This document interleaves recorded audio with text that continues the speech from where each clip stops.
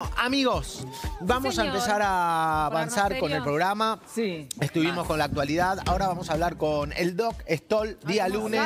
Buen día, Doc. ¿Cómo anda? Muy buen día, Ariel. Me alegra mucho verte más acompañado. Es que estaba solo, Doc. Me sentía solo, así que ahora, respetando todas las normas, podemos estar juntos. Y además, como dijo Tatiana, también yo voy a estar en el piso alguna vez. Desde ya, Doc. Muy bien. Bienvenido, Doc, querido. Ya va a venir a ver la energía acá del vivo, que la pasamos muy bien. Doc, le hago una pregunta. Mire, tenemos un montón de preguntas para usted. Hoy el tema, ya lo habíamos estado hablando, son los chequeos médicos necesarios. Pero antes de meternos con nuestro tema lindo, el tema médico, que mucha gente lo escucha y realmente saca buenos consejos y a muchos les soluciona problemas que para uno pueden ser pequeños, pero para la gente son muy grandes. De la pandemia, del COVID, ¿hay alguna novedad, alguna noticia, algo para recalcar distinto, algo que quieras decir? Sí, corto o puntual. Uno con respecto también a chequeos, por lo que ha pasado con otras enfermedades. Ya hablamos acá lo de las vacunas. Cuando se atrasa la vacunación de polio, de sarampión y de otras enfermedades de difteria, en países, sobre todo emergentes, puede rebrotar estas enfermedades, ya está ocurriendo. Y también la gente va menos a hacer el chequeo de malaria, se distribuyen menos los mosquiteros, los insecticidas, la tuberculosis, HIV, que hay que recibir las medicaciones. Hay clínicas que reportan 70% menos de asistencia. Eso puede impactar en el mediano plazo de esa gente que no ha recibido los remedios o ha cortado su tratamiento. Pero lo que se ha publicado reciente es que incluso en Alzheimer, y alguien diría, ¿qué tiene que ver el COVID con el Alzheimer? Bueno, los pacientes con Alzheimer están cuidados con cuidadores, están en geriátricos. Se ha cortado la cadena de cuidadores, los geriátricos sabemos los problemas que han tenido, entonces ha aumentado la mortalidad en personas que tenían demencia o Alzheimer. Este es un reporte detallado de Estados Unidos. Y en las enfermedades vasculares, fíjate vos que causa común de ACV y de infarto de corazón son, por ejemplo, la diabetes y la hipertensión, que requieren mucho control de consultorio. La diabetes en especial, enfermedad complicada. Y la gente ha cortado esos controles. ¿Y qué pasó? Ha habido infartos en la casa de las personas que tenían miedo de ir a consultar por un dolor de pecho y que dejaron de tomar las medicaciones o de ver lo suficiente al médico que le controlaba el colesterol, la diabetes, la hipertensión, y ha habido más mortalidad por infarto y por ACV. O sea, ya ves en el espectro amplio que el COVID ha desplazado el tratamiento de otras enfermedades. Eso está mejorando. Aunque persiste el COVID, la gente se adapta más, confía más en la seguridad de ir a chequearse a un consultorio, a un centro médico, y están volviendo más. Que no dejen de hacerlo, de tomar las medicaciones para enfermedades infecciosas o para cuidar las arterias y no tener infarto en el cerebro o el corazón. Con respecto a la pandemia, acordémonos de una herramienta fundamental, la máscara en la boca y la nariz. Ariel, eso es lo que va a controlarla. Todavía acá hay una meseta en el AMBA, que ya lleva 2 semanas, ojo, y aumentando las provincias. Ya no estamos bárbaros y queremos llegar un poco mejor al verano. Pero como vos decías muy bien hace un rato, esto va a estar con nosotros. La máscara es clave porque funciona como una vacuna. La máscara no impide 100% que entre virus, eso lo supimos siempre. Pero ahora la teoría muy buena y publicada en unas mejores revistas del mundo es que esos poquitos virus que pueden pasar, mucho menos de lo que pasaría si yo no tuviera máscara, puede ser suficiente para que por ahí la persona tenga una enfermedad asintomática o mínimamente sintomática y para que forme anticuerpos. Eso es lo que pasa con las vacunas. Al vos tener gente que por usar máscara le entró poquito virus y tiene una enfermedad mínima y genera anticuerpos, esa persona ya no está más entre los que se pueden infectar. Y al pasar al grupo de los no infectables, está controlando la pandemia. O sea, acabo de decir una razón fundamental, crítica más, de por qué las máscaras son tan importantes. Hablamos de las máscaras desde abril, pero lo que acabo de decir es diferente. Podrían actuar como una vacuna, generando infecciones muy leves o asintomáticas y generando anticuerpos. Fundamental usarlas.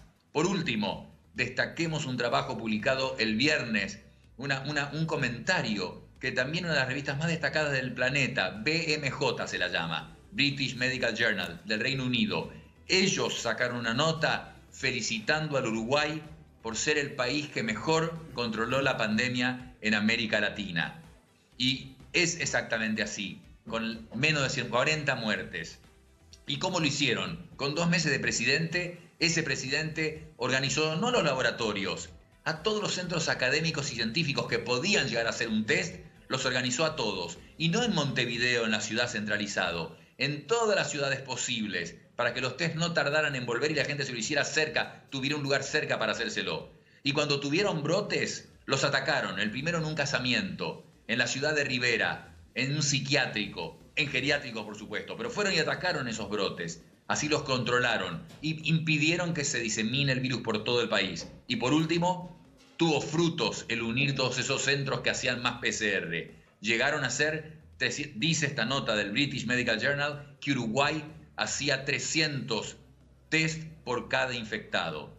Y nos comparan, es triste esto, comparan con Argentina, con Colombia, con Perú, haciendo 2 o 3 test por cada infectado versus a 300 de Uruguay. Y alguien puede decir, bueno, es un país chiquitito, 3 millones de personas. Lo compararon en esta nota con Panamá, que tiene 4 millones de personas y llegaron a 2.000 muertes. O sea, incomparable. Así que yo me saco el sombrero y, aparte de eso que es un simbolismo, los consultaría. Hay que ir a consultarlos o invitarlos a que vengan y nos digan, ahora el problema está en las provincias y estamos con una meseta en el AMBA. Ayúdennos, ¿qué harían ustedes? ¿Nos dirían algo distinto de lo que estamos haciendo? Seguramente podríamos aprender algo. Eso es todo para COVID-19. Bueno, eso sería fantástico, Doc. No creo que suceda, lamentablemente, ¿no? Pero sería buenísimo. Estaría bárbaro. Doc, saliendo del tema, el COVID y demás, te hago la última pregunta que mucha gente, viste, sigue confundida y demás. ¿Hay noticias sobre la vacuna? Lo que la gente, sí, tenés razón, la gente tiene derecho a estar confundida, porque salen las noticias en los medios de detalles, de por ejemplo de AstraZeneca, en que vuelven a decir ahora hubo 2 complicaciones neurológicas muy serias y AstraZeneca no da detalles, lo cual es verdad, pero eso es para un tema de nivel científico y no confundir a la gente. Esa mielitis transversa que ocurrió en 2 personas, normalmente ocurre en 1 de cada 200.000 habitantes, o sea, fuera de vacuna, fuera de pandemia, 1 de cada 200.000 personas tiene una mielitis transversa. O sea que 2 personas la tengan entre 18.000 vacunados, es preocupante. Y el laboratorio no ha dicho nada, pero esas cosas confunden. El mensaje es, van a haber vacunas efectivas. Ninguna 100% efectiva. Por eso tengo que seguir pensando en la distancia, la higiene y la máscara por un largo tiempo. Y van a estar para el principio de 2021. Principio de 2021 no es el 1 de enero. Puede ser febrero o marzo. Y vacunar a toda la gente necesaria, que no son los 8.000 millones de habitantes del planeta, va a llevar 1 a 2 años. Esa es la verdadera vacuna. Y van a haber muchas. Todo el mundo va a acceder, pero no mañana, ni antes de las elecciones de Trump, ni el 1 de enero. Va a ser más tiempo. Entonces, por eso, el esfuerzo de que tenemos que ser humildes y, por ejemplo, consultar a Uruguay y controlar la pandemia más rápidamente en nuestro país, para poder tener un verano un poco más normal. Podemos llegar a tenerlo, no con el nivel actual de infectados. No, ni bares, ni gimnasios, ni colegio con este nivel actual y creciendo en las provincias. Pero vayamos a algo más normal como en muchos países del hemisferio norte. Bueno, Doc, buenísimo, siempre súper claro. Bueno, vamos al tema, lo que la gente quería. Tengo preguntas y yo creo que con las preguntas vas a poder desarrollar perfectamente bien el tema. Doc, buen día, Doc. Quisiera saber cada cuánto tiempo hay que hacerse los estudios de rutina. ¿Conviene esperar a que pase la pandemia? Gracias. Eso es lo que vamos a desarrollar. ¿Qué es estudios de rutina? Pero la segunda parte es fundamental. Mirá, reforzamos lo primero. No esperemos a que pase la pandemia. El que no tiene síntomas y está en muy buen estado de salud no tiene que ir a hacer nada especial ahora. No hay nada que tenga que hacer ahora una persona sana, que no sabe que tenga ninguna enfermedad crónica y que se siente bien. No tiene que ir a hacer. Ahora, el que tiene una enfermedad crónica o tenga un síntoma, tiene que ir. Y desarrollo lo del chequeo. Primero, déjame, como hicimos las otras veces, ese resumen de 40 segundos de lo que hablamos la otra vez. Del sueño, dijimos las medidas, dijimos algo práctico, que es no tomar decisiones tarde en el día si uno tiene un trabajo o lo que sea, porque por el cansancio no es lo ideal. Mejor no operarse, no tener un turno para operarme o para algún procedimiento después del mediodía. Hay evidencia de que hay errores. Hablamos de la siesta y hablamos para que la gente se pueda diagnosticar ella misma. ¿Qué era eso que le pasaba, que no la dejaba dormirse, que se le movían las piernas? Piernas inquietas, tiene tratamiento. Y las dos cosas de curiosidades más inusuales que quedaron son, una, si alguna persona se queda dormida en los semáforos literalmente, no tener sueño de día, quedarse dormido irresistiblemente en un momento totalmente inapropiado y además tiene ataques de parálisis en que, por ejemplo, está conversando y ante una risa, una emoción, se queda literalmente paralizado. Esas dos cosas juntas, que son muy raras, la gente que lo tenga se va a dar cuenta, eso es narcolepsia y tiene tratamiento. Entonces, atentos a eso. Con respecto a la apnea del sueño, que es crucial porque aumenta la mortalidad cardiovascular, aumenta la pérdida de memoria, aumenta la frecuencia de depresiones que no responden al tratamiento. La persona que tiene exceso de peso, evaluarse para apnea del sueño. El que ronca mucho, evaluarse para apnea del sueño. Pero no necesariamente hay que tener somnolencia de día, ¿eh? Aunque no tengan sueño durante el día, evaluarse para apnea del sueño. Y la gente que tiene sueño de día, aunque sean flacos y no ronquen, también evaluarse para apnea del sueño. O sea, tener un umbral bajo para evaluarse porque eso tiene tratamiento. Y la curiosidad, la familia de Venecia que tiene el insomnio fatal. Desde hace 200 años, esta familia tienen a los 40 años, dejan de dormir, no pueden dormir más y mueren. Parece una historia de, no sé, más de libro o novela que real, pero es así. Y uno de ellos, hace poco tiempo, se hizo estudiar en la Universidad de Bolonia y donó su cerebro, que fue llevado a Estados Unidos, y encontraron que era una especie de virus que se llama prión, que literalmente se comía el cerebro. Viven bien hasta los 30, 30 y pico de años, y a partir de los 40 cada vez duermen menos. Hay videos en YouTube de este personaje, del último que lo hizo, en que uno lo ve conversando con una persona y cómo se queda dormido sin darse cuenta. Y este es un problema muy inusual, excepcional. Hay unas 40 familias en el mundo. Lo comento por la excepcionalidad y enfatizando lo importante que es el sueño para la salud del cuerpo. Con respecto a los chequeos, la frase para saber sobre los chequeos es: lo que la mente no sabe, los ojos no ven. O sea, si yo no tengo nada, si el paciente no tiene síntomas, ¿yo voy a ver algo por hacerle muchos estudios? Bueno, esa pregunta se le hicieron en Dinamarca. Ahí ven una persona rodeada de estudios. En Dinamarca se lo hicieron y dijeron: ¿vale la pena hacer tantos estudios a una persona para descubrirle una enfermedad? ¿Cuál? Y bueno, lo que uno quiere descubrir es cáncer. Lo que uno quiere descubrir es la posibilidad de un infarto en el corazón o en el cerebro. Entonces los daneses estudiaron 90.000 personas con chequeos en los que les hacen las pruebas de esfuerzo, la ergometría, estudio de sangre, placa de tórax, ecografías, lo usual, eso que uno va 4 horas a un centro médico para que le hagan de todo y tener así una especie de certificado de salud. Y después estudiaron 90.000 personas a las que no les hicieron chequeo y compararon. ¿Tuvieron más infarto los que no se hicieron chequeo del cerebro o del corazón? ¿Tuvieron más cáncer los que no se hicieron chequeo? ¿Se murieron más de cualquier razón los que no se hicieron chequeo? Y el resultado fue no. Los resultados fueron los mismos. No hubo diferencia entre los que tenían chequeo y los que no lo tenían. Esto se sabía. En Canadá en el año 79 dijeron: no existe evidencia que muestre que hacerle estudios a alguien que no tiene una enfermedad crónica o no tiene síntomas va a descubrir una enfermedad. Y los daneses no se quedaron contentos, porque el estudio que acabo de contar es de 2012. Repitieron otro en el 2019 con más gente, 250.000 personas. Y también los dividieron en la mitad, con chequeo y sin chequeo. Y buscaron quién se moría más de corazón o de ACV o de cáncer. Y no encontraron diferencia. Hacer estudios buscando algo no mostró diferencia. Y por último hicieron un estudio que se llamó Inter 99, solo para prevenir ACV e infarto de corazón, ya más focalizado, 60.000 personas. Durante 10 años lo siguieron y vieron si los que tuvieron chequeo de sangre y charlas de salud, charlas de prevención, tenían menos infarto que los que no les hicieron los chequeos de sangre ni las charlas. ¿Y qué pasó al cabo de 10 años? No hubo diferencias, lo cual prueba que hablar nada más de haga vida sana, haga ejercicio, coma sano, no alcanza. Hay que hacer programas de prevención en que uno le encuentren en la arteria el problema. Eso es lo que sí funciona. Cuidado, Ariel, solamente una advertencia.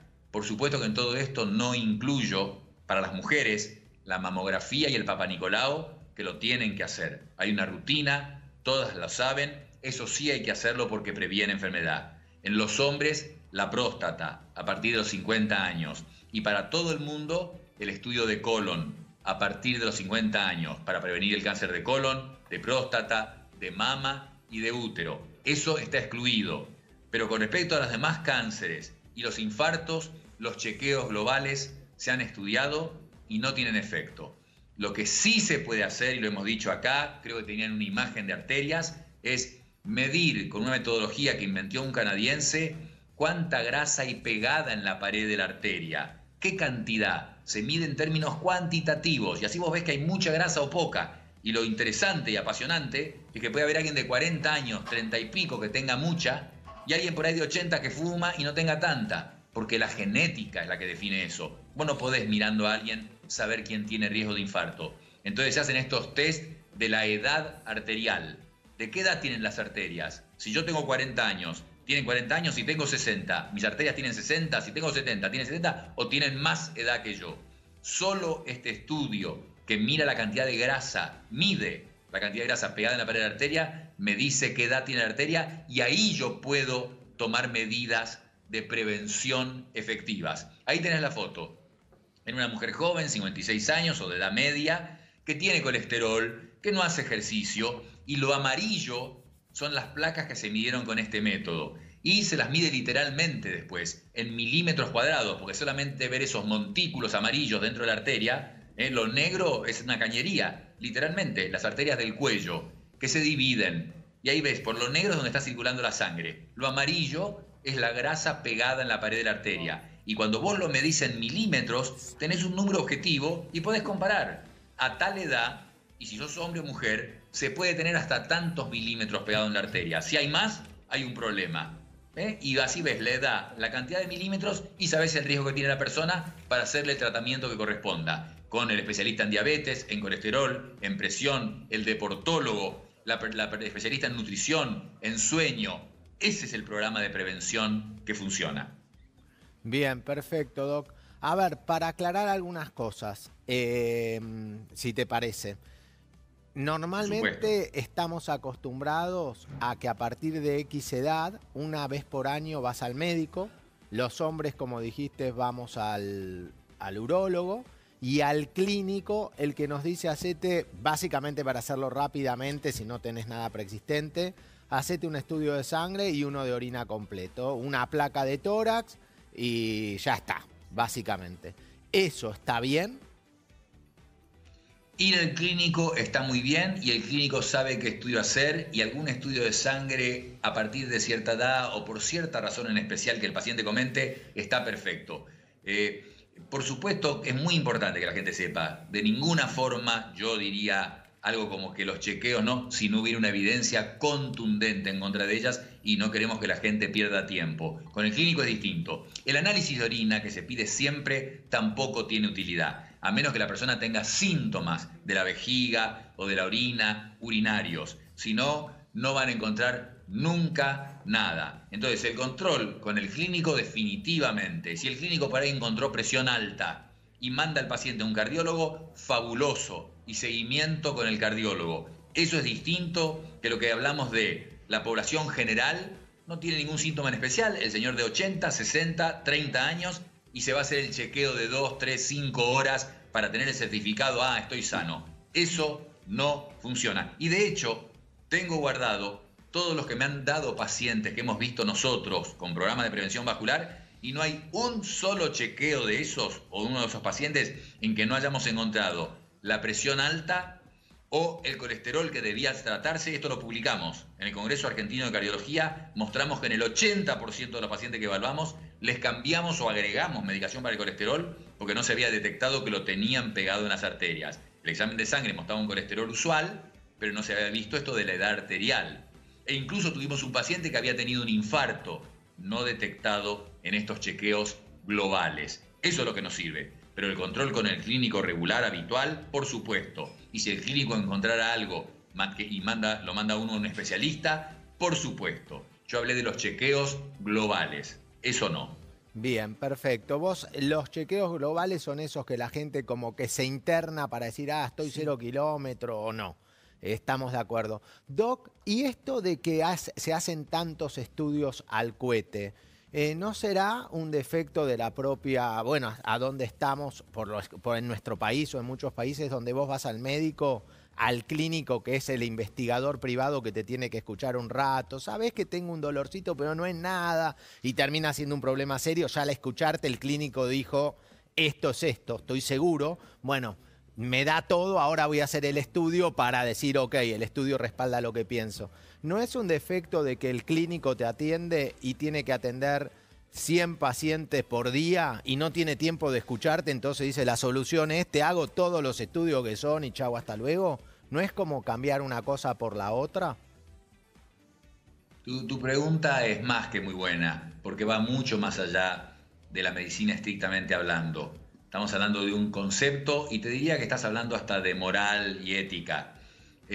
Efectivamente, y por eso cité Dinamarca como ejemplo paradigmático de la medicina tiene un costo. El sistema de salud no gana plata mientras más hace. Hay un balance muy bien entendido y bueno de que hacer lo justo y lo correcto permite que el sistema de salud tenga el dinero que necesita para que el médico esté bien, los centros médicos funcionen. En otros lugares del mundo, y no puntualicemos la Argentina porque de ninguna forma sería real, y aparte el optimismo que todos tenemos en la vida es porque sabemos que hay mucha gente que hace las cosas bien, que es honesta y que es idónea. Pero vos me preguntás otra cosa y sobre esa te contesto. Es verdad que en la medicina se piden muchísimos estudios innecesarios, muchas veces por razones económicas, porque dan un beneficio económico. Y no solo se piden estudios innecesarios, se hacen cirugías innecesarias y eso hasta tiene un riesgo de vida. Y por eso alguna vez hemos dicho, ojo, en las huelgas, se ha mostrado en las huelgas médicas en algunos países que la mortalidad disminuyó. Y sí, porque al haber huelga médica los pacientes no se hacían estudios innecesarios o cirugías innecesarias que pueden causar la muerte y complicaciones. Y acá en la pandemia, acá en todo el planeta en la pandemia, se han dejado de hacer. Entonces, ha muerto mucha gente y lo hablamos hoy mismo, ¿no? Las infecciones, el infarto no atendido. Pero ¿cuánta gente no habrá muerto porque no le hicieron los estudios que no necesitaban o la cirugía que no necesitaban? Te aseguro que tenés razón. Mucha gente debe haber evitado una complicación médica o incluso la muerte, como lo probaron esos estudios de huelgas, por no haber hecho estudios que eran innecesarios.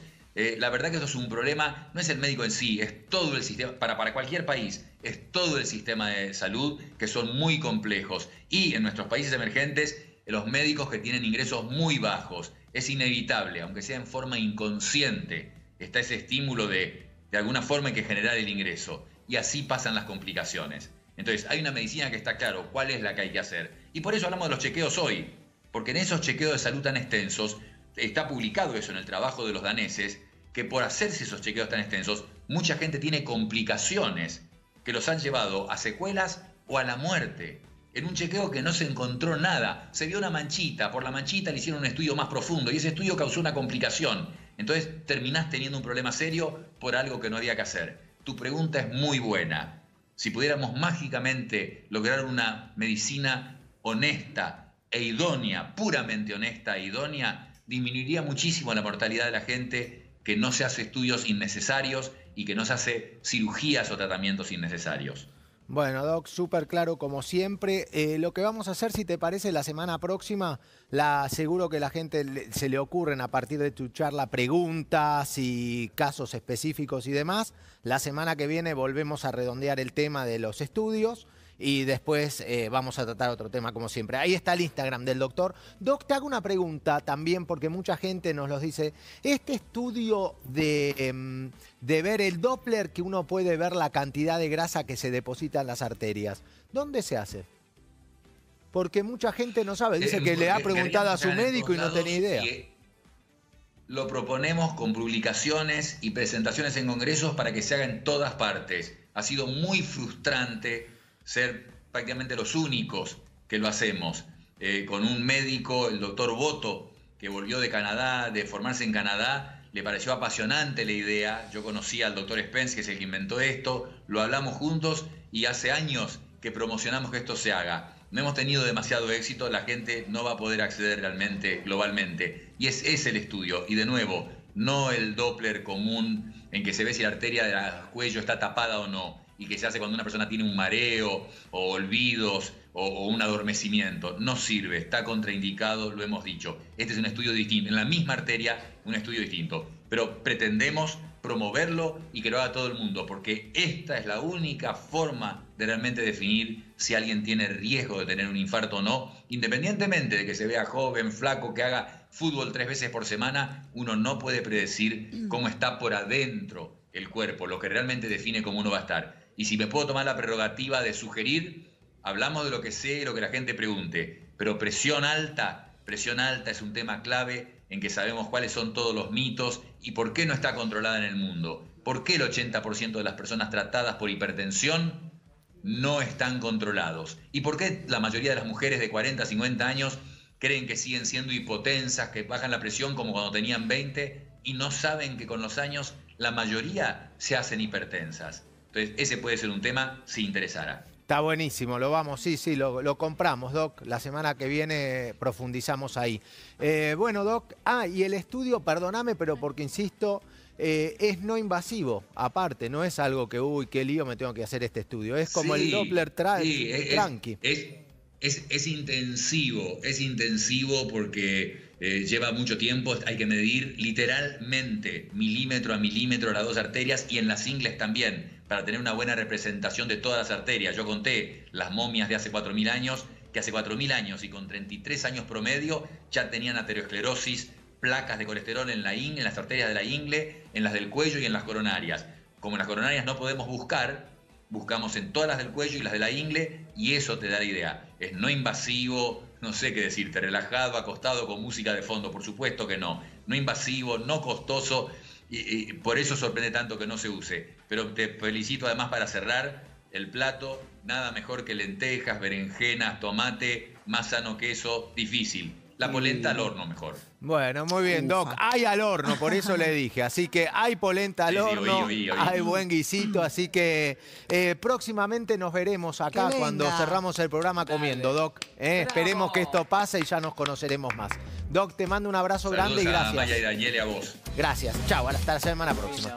Muy bien, ahí estuvo el doctor Strong. Acordate, hacerle las preguntas al Doc ahí al Instagram, a nosotros, a todos, y te vamos respondiendo, ¿de acuerdo?